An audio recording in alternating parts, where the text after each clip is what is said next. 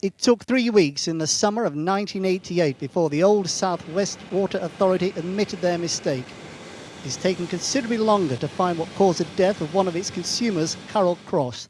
She died in 2004, 16 years after 20 tonnes of toxic aluminium sulphate was accidentally poured into the water supply.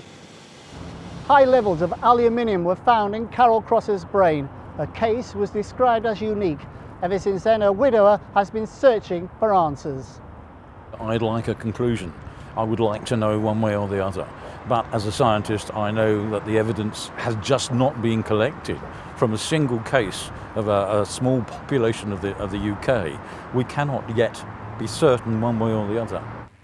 At an earlier hearing here in Taunton, 2 experts on aluminium said the incident was a factor in her death at the relatively young age of 59 from a rare brain disease. Today, an expert in brain pathology, Professor James Nichol, questioned the finding. He said there was a slight possibility, but there wasn't enough evidence to support it.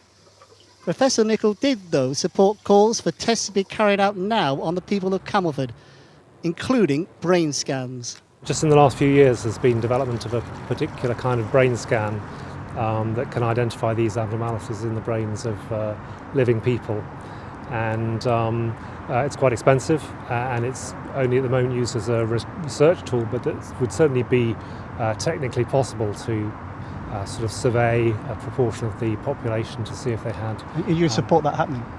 Absolutely, yes. Until the obstruction stops and we can get some research done on the people who are still complaining about the problems, we will never know. The inquest continues tomorrow.